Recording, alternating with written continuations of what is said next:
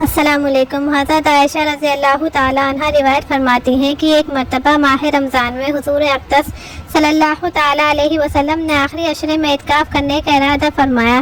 حضرت عائشہ نے اعتکاف کرنے کی اجازت چاہی، آپ نے ان کو اجازت دے دی۔ حضرت حفصہ حضرت عائشہ سے کہا کہ میرے لیے بھی اجازت لے لو، چنانچہ انہوں نے ان کے لیے بھی اجازت دے لی۔ جب حضرت زینب بنت جیش کو یہ بات معلوم ہوئی تو انہوں نے ایک خیمہ لگانے کا حکم فرمایا، چنانچہ وہ لگا دیا گیا۔ حضور اقدس صلی اللہ علیہ وسلم کا طریقہ تھا کہ جب نماز سے فارغ ہوتے تھے تو اپنے معتکف اعتکاف کی جگہ تشریف لے جاتے تھے۔ آپ تشریف لائے تو دیکھا خیمے لگے ہوئے ہیں، فرمایا یہ کیا ہے؟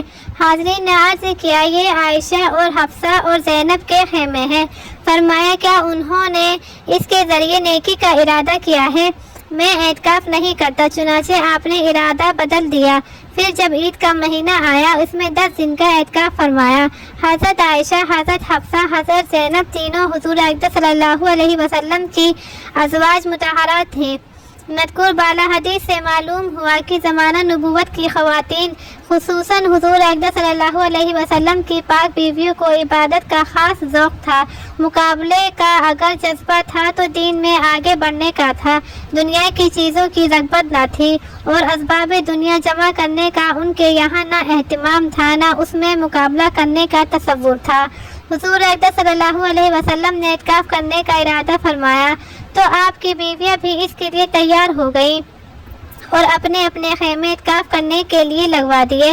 در حقیقت اگر کسی دینی کام میں نیت صاف ہو، یعنی صرف اللہ تعالیٰ کی رضا مقصود ہو، تصور صرف یہ ہو کہ مجھے دوسروں سے زیادہ ثواب مل جائے، کسی فرد کو غرانا یا اپنے نفس کو پھیلانا مقصود نہ ہو، تو مقابلے میں آگے بڑھ جانے کا جذبہ نہ صرف درست ہے بلکہ محبوب مستحسن ہے۔ اور اگر مقصود یہ ہے کہ فلاں کو نیچا دکھا دوں یا اپنی تعریف کروا لوں، یا نفس کو خوش کرنا مقصود ہو کہ نفس اپنی عبادت اور دینی محنت کرنے کے لیے باعث پھولا نہ سماتا ہو اور دوسروں کی تحقیر اور اپنی بڑائی کے تصور میں مبتلا ہو، تو شرعاً یہ بات بہت بری ہے اور گناہ ہے۔ اور اس طرح کی نیت کرنے سے عبادات کا ثواب تو کیا ملتا بلکہ اس عبادات کے وبال بننے کا خطرہ ہو جاتا ہے۔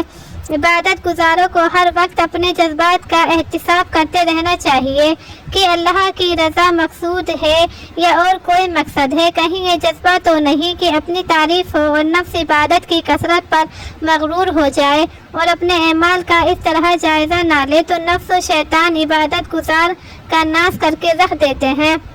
جب حضور اقدس صلی اللہ علیہ وسلم نے اعتکاف کا ارادہ فرمایا تو حضرت عائشہ رضی اللہ تعالیٰ عنہ نے اعتکاف کے لیے خیمہ لگوا دیا۔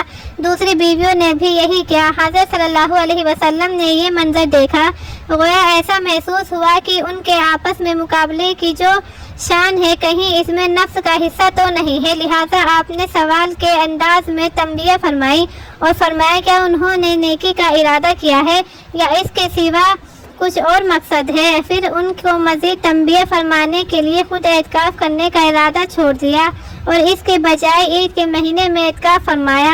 آپ کے ارادہ بدل دینے سے بیویوں کے ارادے اور جذبات ٹھنڈے پڑ گئے اور اعتکاف کرنے میں حصہ نفس کا اگر شابہ تھا تو وہ فنا ہو گیا۔ آپ نے عملی طور پر بھی اصلاح فرما دی۔ ہم میں سے ہر شخص کو اپنے اپنے اعمال اور نیتوں کا جائزہ لیتے رہنا چاہیے۔